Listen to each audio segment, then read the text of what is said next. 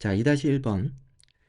제시문 가와 제시문 나에 나타난 가계의 역할을 중심으로 그림 1, 2, 3, 4를 분석하고 우리나라 인구 구조의 변화가 국민 경제의 생산적 측면에 미치는 영향을 논술하시오라고 하고 있습니다.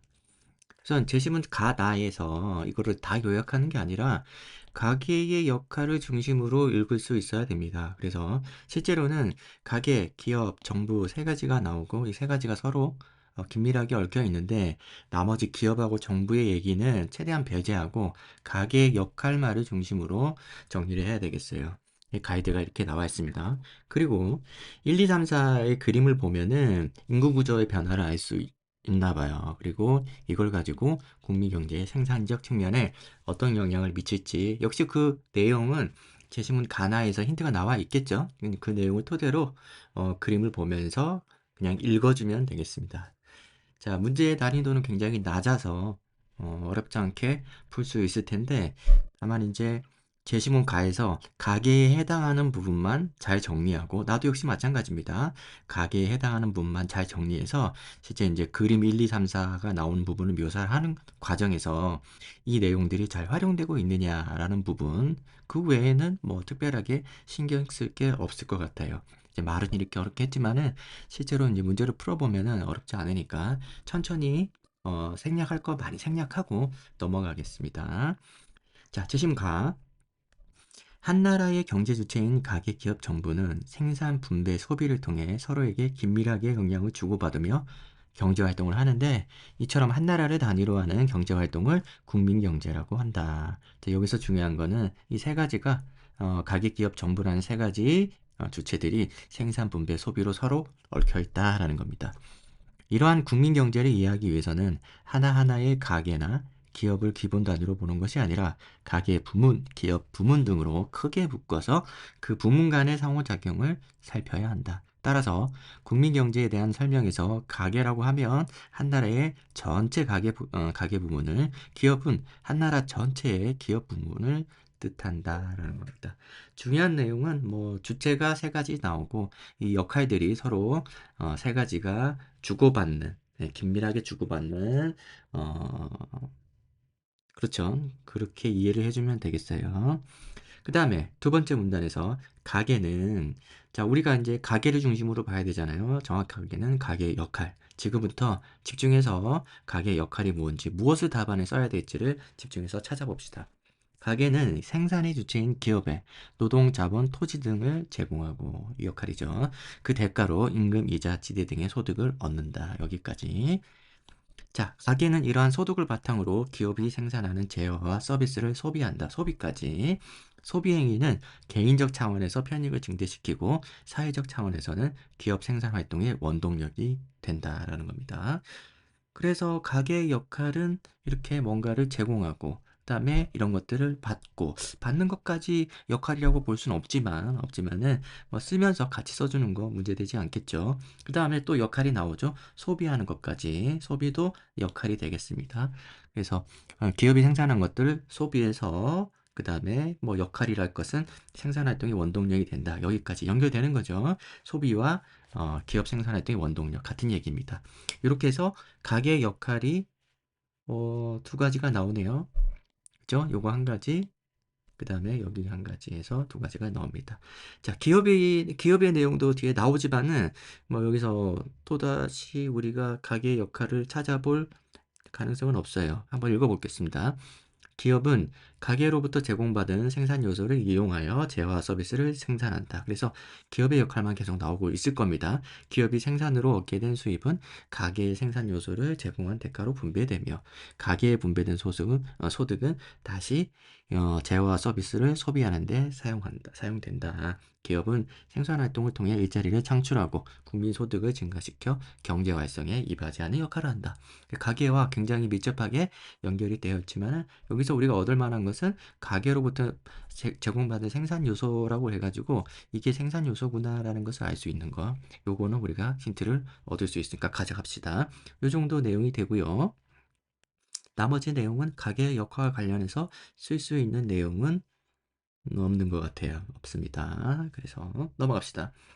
자, 그 다음 문단에 국민 경제의 순환을 종합적으로 이해하기 위해서는 민간 부문뿐만 아니라 정부 부문도 함께 고려해야 된다. 그래서 정부는 가계로부터, 그래서 정부 안에서도 가계 설명되는 부분이 있는지 한번 찾아봅시다.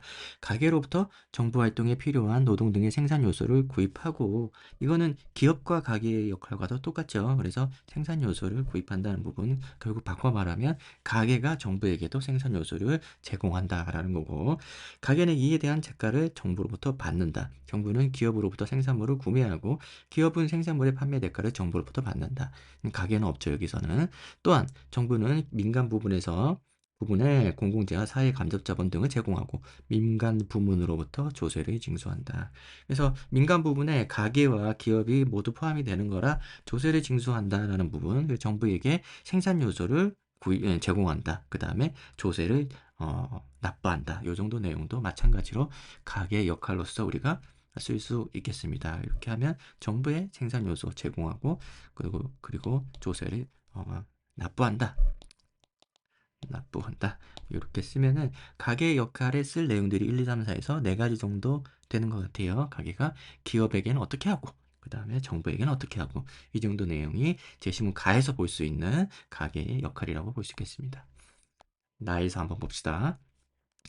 노동은 가계가 공급하는 중요한 생산 요소다라고 합니다. 그래서 노동에 대해서 집중해서 쓰고 있는 것 같습니다.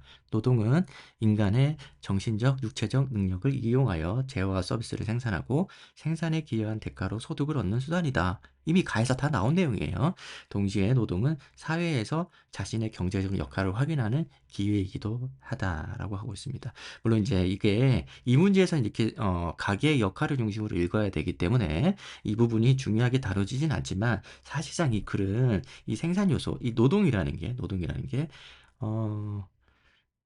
노동은 여기서 이렇게 재화 서비스를 생산하는 생산 요소이며, 동시에 개인들에게 자신의 경제적 역할을 확인하는 기회다 해서 두 가지가 나오고 있거든요. 근데 다만 이 문제에서는 이 두 가지를 나눠서 활용할 수 있는 기회가 없어요. 가계의 역할만 보라고 했기 때문에 가계가 노동을 제공한다 정도, 노동이라는 생산 요소를 제공한다 정도 외에는 이렇게 좋은 내용이 있는데 이걸 활용하지 못하고 있습니다. 여기서는 어쩔 수 없고요. 두 번째 문단, 가계 중 일부는 토지나 자본을 공급하여 소득의 전부나 일부를 얻기도 하지만 대다수의 가계에서는 노동이 소득을 얻을 수 있는 유일한 수단이거나 가장 중요한 수단이다. 그래서 가계가 이 노동을 제공한다는 얘기를 하고 있습니다. 가에서 이미 했잖아요. 그죠? 다 했던 얘기기 때문에 노동 제공하는 거 다 했기 때문에, 그래서 추가적으로 다른 얘기가 있는지 찾아봅시다. 그러므로 여기죠. 대부분의 사람들은 생산요소 시장에서 자신의 노동력을 제공하지 못하면 소득을 얻을 수 없다. 생산요소 시장을 통하여 노동을 공급한다는 것은 취업을 하여 직업을 가지게 된다는 것을 의미하며, 그래서 생산요소로서의 노동은 개인의 입장에서는 직업과 연결되어 자기 삶의 모습까지 규정짓는 중요한 의미를 가진다라고 합니다. 그 이제 중요한 의미라는 것이 앞에 첫 문단에서 설명했던 이 부분에 대한 내용이죠. 예. 여기에 대한 내용입니다. 그죠? 이렇게 연결되는 거고, 제어와 서비스 연결하는 것은 뭐 어디라고 할 수 있을까요?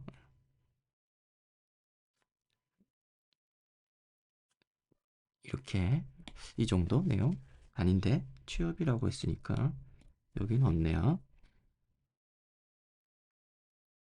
네, 우선 두 번째 내용을 중점적으로 쓰고 있는 것 같아요. 여기 이 부분에 대한 내용을 대응되는 내용은 없고 여기에 대응되는 내용만 있네요. 이렇게 이해해 봅시다.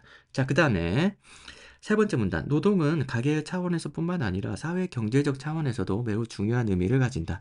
양질의 노동력이 풍부할수록 그 사회는 더 우수한 재화와 서비스를 많이 생산할 수 있으며, 이는 사회 전체의 생활 수준과 국민 경제의 성장으로 이어진다라는 거죠. 자, 그 다음에 한편 끝까지 읽어보고 정리할게요. 노동력이 풍부하더라도 경기 침체로 노동에 대한 수요가 줄고 실업이 확산되면 생산이 감소하여 국가 경제적으로 손실이 되고 사회적 불안이 가중된다라는 내용, 역시 마찬가지로 사회 경제적 차원에서 사회 전체 생활 수준과 국민 경제 성장, 두 가지로 나눠 봤을 때 그 내용에 대한 부연 설명이죠. 뒷부분은. 그래서 사회적 불안이 가중된다. 따라서 사회 전체적으로 충분한 일자리가 마련되어 고용 안전을 이루는 것이 중요하다 이렇게 쓰고 있습니다.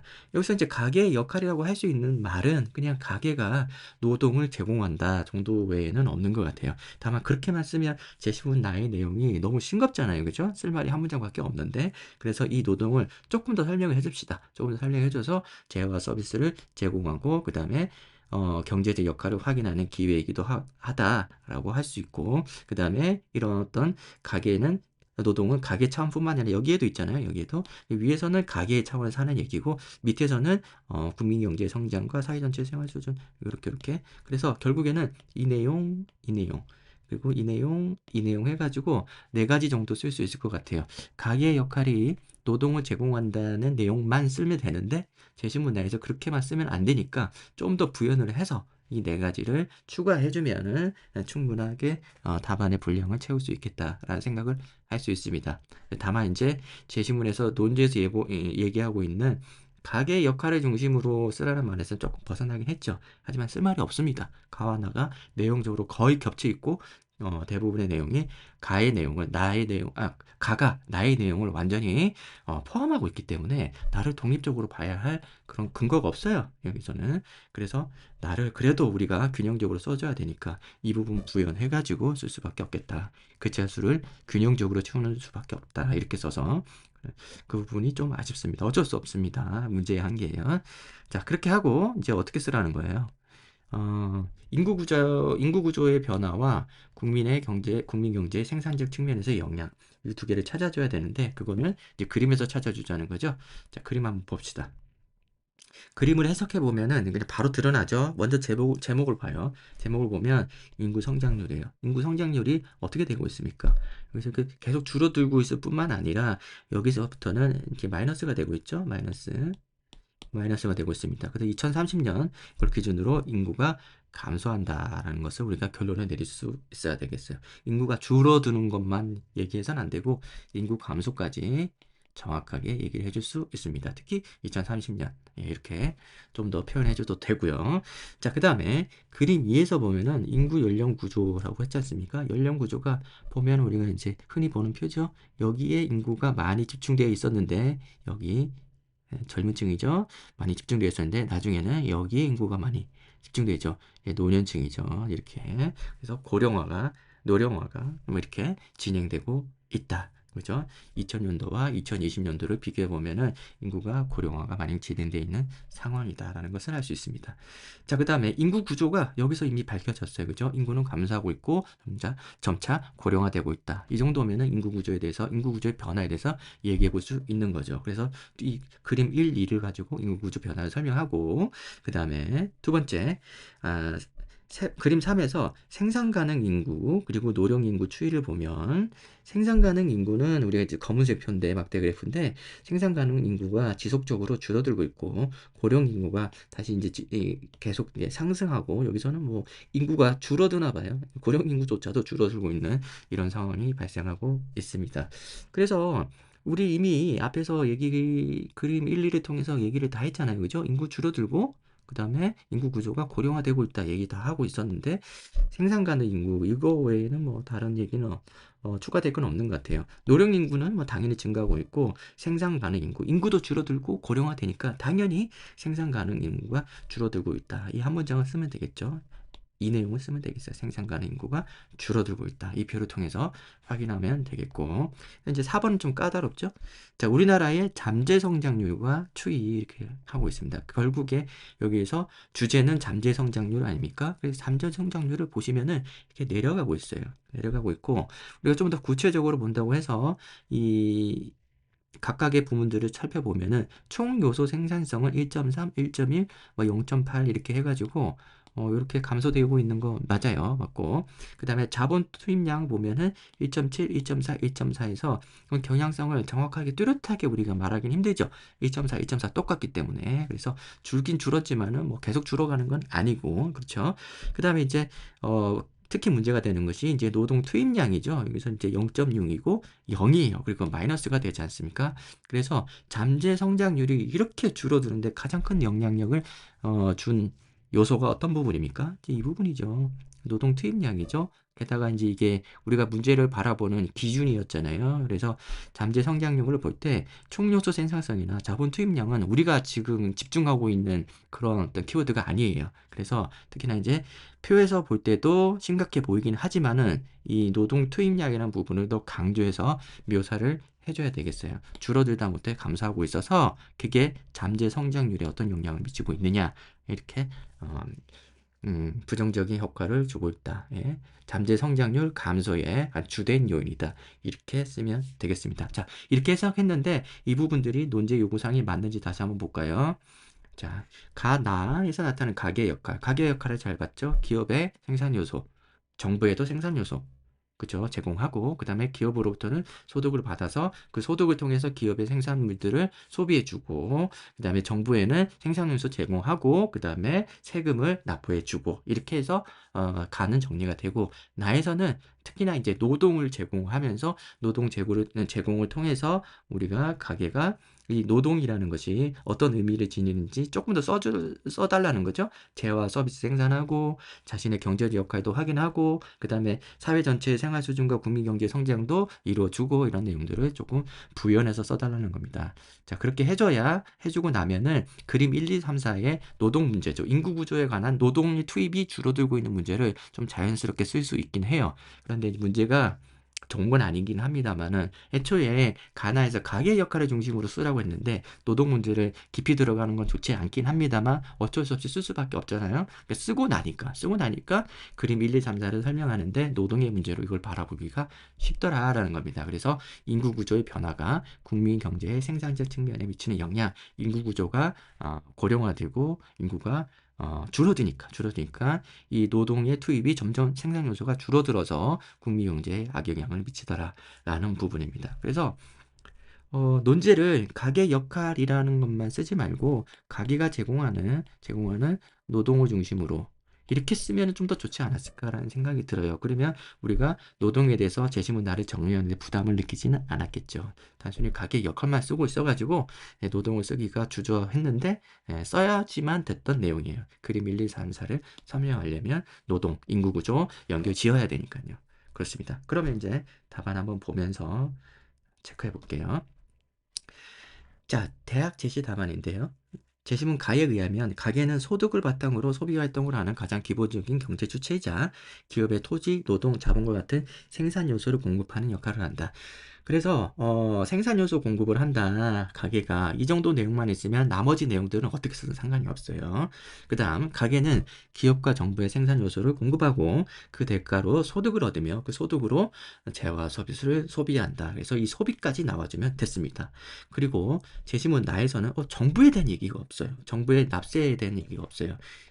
그죠? 납세 얘기 좀 추가해줘야 된다라는 것을 좀 보충해 줄 수 있겠고, 제시문 나에 의하면 노동력이 풍부할수록 그 사회는 재화와 서비스를 더 많이 생산할 수 있기 때문에 노동은 경제 성장의 중요한 생산 요소 중 하나다라고 쓰고 있는데 가계 역할로 봐야 되지 않습니까? 그래서 이렇게 단도직입적으로 노동으로 바로 들어가지 말고 가계가 노동을 제공하고 있다라는 먼저 써준 다음에 이 노동이 이런 역할을 해준다라고 이 답안에 나온 내용을 이제 그대로 쓰면 되겠어요. 가계가 노동을 제공하고 있다는 점을 우리가 나에서 쓰지 않으면은 논제 요구사항에 맞지 않습니다. 근데 여기서는 과감하게 그냥 무시하고 쓰고 있네요. 자, 그다음부터는 이제 그림에 대한 설명인데 우리나라 인구 성장률은 되도록이면 근데 들어가기 전에 문단을 좀 나눴으면 좋겠어요. 이렇게 자연스럽게 논리가 이어지는 게 아니라 다른 얘기를 하고 있지 않습니까? 인구 성장률의 변화와 인구 구조의 변화와 그다음에 이제 뭐라고 하나 그 논제에서 요구한 내용들이 앞에서 얘기한 가계의 역할과는 다른 내용이니까 문단 나누는 게 좋겠죠. 나누는 이렇게 이런 표시로 나눌 수 있습니다. 우리나라 인구 성장률은 그림 1에서 보여지는 바와 같이 점점 하락하고 있으며 2030년부터는 마이너스로 전환될 것으로 전망된다. 이를 통해 우리나라 총 인구 감소를 예상할 수 있다. 평이하죠? 네. 우리가 했던 대로 그대로 내용입니다. 또한 그림 2를 통해 2020년에 우리나라 인구 연령 구조는 2000년과 비교해서 유소년층의 비중은 줄어들고 노년층의 비중이 늘어나는 형태로 변화할 수 있음을 알 수 있다. 그냥 고령화라고 쓰면 돼요. 다만 그냥 고령화 중이다 이렇게 얘기하면 너무 간단하잖아요. 그래서 조금 더 이렇게 숫자를 지적해 줘 가면서 고령화가 진행되고 있다. 쓰면 되고, 이로 인해 그림 3에 나타나는 바와 같이 15세에서 64세의 생산 가능 인구, 이제 제목에 나온 내용이죠. 생산 가능 인구가 감소하게 되고, 그다음에 이거 하나밖에 안 썼죠. 쓸 말이 없습니다. 자, 그림 4의 잠재 성장률에 대한 노동 투입 기여도의 하향세와 관련지어 설명할 수 있다라고 하고 있습니다. 그래서 잠재 성장률이 이렇게 떨어지고 있었는데 여기서 제일 문제가 되는 것은 바로 이 부분이었다라고 설명을 해주면 되겠어요. 숫자를 좀 써가면서 써도 좋아요. 그냥 이렇게 한 문장으로 정리하는 것이 전부가 아니라 숫자 쓰면서 이게 마이너스로 되어가고 있다 이런 식으로 써도 더 좋습니다. 자, 그리고 노동 투입 기여도의 하향세는 잠재 성장률의 하락의 주요 원인으로 작용할 수 있다. 따라서 우리나라 인구 구조의 추이는 국민 경제의 생산적 측면에서 부정적 영향을 미칠 것으로 보인다. 이거는 뭐 선택이에요. 이걸 쓰면 좋죠. 쓰면 좋은데 이미 이 내용들이 전부 이걸 설명하고 있기 때문에 한 문장 이제 글자 수가 모자란다. 그죠? 예, 답안에 더 써야 되는데 없다. 내용이 없다. 그러면 한번 정리해서 그림에 대한 내용을 한번 정리해서 이렇게 써주고 있는 거죠. 쓰는 게 좋긴 합니다만은 음, 이미 다 설명이 돼 있죠. 그래서 이것도 역시 마찬가지로 그림사에서 설명할 수 있는 부분이라 따로 따로 이렇게 다 정리하는 항목으로서 쓴다기보다는 그냥 그림사를 쓰면서 같이 써줘야 될 내용으로 보면 되겠습니다. 자, 그래서 1번, 2-1번 문제는 굉장히 평이한데 다만 이제 제시문을 모두 활용하지 않으니까 정교한 문제라고는 볼 수는 없어요. 그냥 뭐 자, 가게에 관련된 거 교과서에서 다 찾아가지고 아무 데나 그냥 붙여놓은 그런 글이죠. 그래서 가나의 제시문의 역할이 뚜렷하게 구분되지도 않고, 그다음에 가나에서 가계열 역할만 쓰니까 사실 이제 가와 나의 역할은 제시문의 논지는 가에서는 가계 기업 정부가 아주 밀접하게 이렇게 서로 연결이 되어 있다. 가계 기업 정부가 서로 밀접하게 연결이 되어 있고 어느 하나라도 이렇게 소홀하면 안 된다. 그런 논지로 쓰고 있는 거고 제시문 나에서는 그중에서 노동이 가지는 역할이 생산 요소로서의 의미뿐만 아니라 개인에게는 어떤 삶, 직업 이런 측면 그리고 나중에는 정부 부문에서도 정부 부문 차원에서도 어떤 뭐랄까 성장 그죠? 국민 경제의 성장이라든지, 그 다음에 사회 안정, 이런 측면에서 모두, 중요한 역할을 하고 있다라는 거, 노동을 얘기하고 있는 거거든요. 그러니까 사실은 이 제시문제의 역할이 따로 쓸 때가 있는데, 그냥 어거지로 들고 와가지고, 출제 의도에 재구성되었다고 보긴 좀 힘들죠. 그러니까 대충 쓰고 있는 거예요. 그래서 문제가 아주 엄밀하게 잘 출제되지는 않았다. 설계가 잘 된 건 아니다라고 볼 수 있습니다. 한번 연습용으로 접근해 봤습니다만은 그렇게 도표를 읽을 때도 큰 의미가 있었던 건 아니고 그냥 예, 너무 우리가 중요하게 생각할 필요 없는 문제입니다. 자, 이 정도의 문제가 실제로 서울여대에서 나온다라는 겁니다. 자, 그렇게 이해하시고 마지막 문제로 넘어가겠습니다.